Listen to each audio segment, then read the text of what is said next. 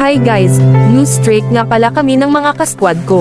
Kaya i-invite ko sila sa classic para walang star ang mababawas sa amin.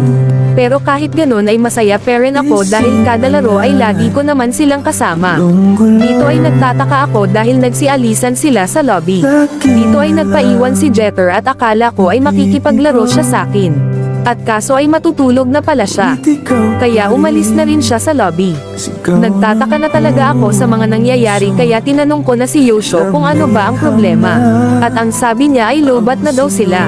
Kaya wala na rin akong magagawa at magsosolo na lang akong maglalaro. Nakakalungkot lang dahil ito ang first time na maglalaro ako nang hindi ko kasama ang mga kasquad ko. Siguro kailangan ko na rin harapin na hindi lahat ng laro ko ay kasama ko sila. Kaso laking gulat ko dahil sila ang mga nakalaban ko. Naglaro sila nang hindi man lang ako sinama. Nagulat talaga ako na sila ang nakalaban ko, kaya ito na lang ang nasabi ko.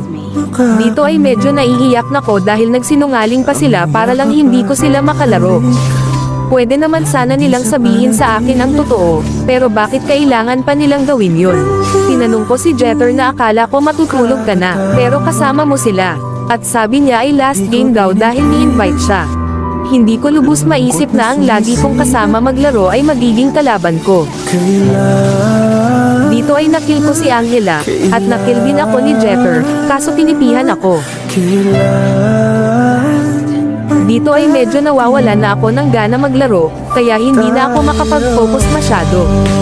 Dito ay sinabihan ako ni Ella na lagi daw kaming nadi-defeat pagkasama nila ako. Pero kahit ganun ay ginagawa ko naman ang best ko para manalo, kaso sadyang kulang pa ako sa improvement. Dito ay wala na akong masabi, dahil umiiyak na ako ng mga time na to dahil sa mga sinasabi nila.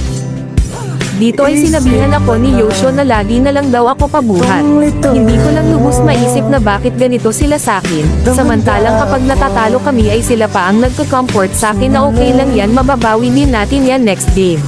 Tapos sabi pa nila ay hindi daw ako bagay sa squad nila. Sa totoo lang, sa kanila ko lang naramdaman ang magkaroon ng tunay na mga kaibigan. Kaso dahil sa pangyayaring ito ay biglang nagbago ang lahat. Hindi ko alam na tinatago lang pala nila ang galit nila sa akin, at akala ko ay okay lang sa kanila ang matalo. Pero deep inside ay nag-asawa na pala sila sa akin dahil lagi kaming talo. Pasensya na kayo dahil hindi ko magawa ang best ko, at nadadamay pa kayo sa pagkatalo ko.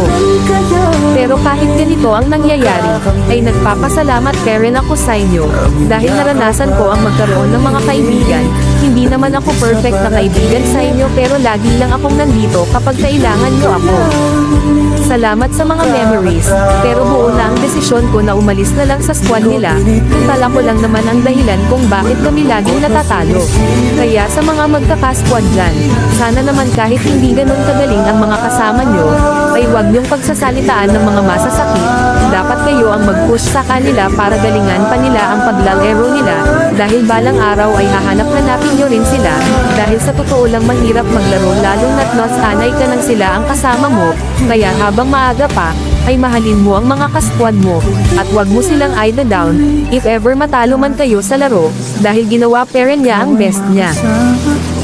Sabay tayong kakanta, kailan kaya muli mararanasan sa pagdilat ng mata, ika'y hindi lang alaala.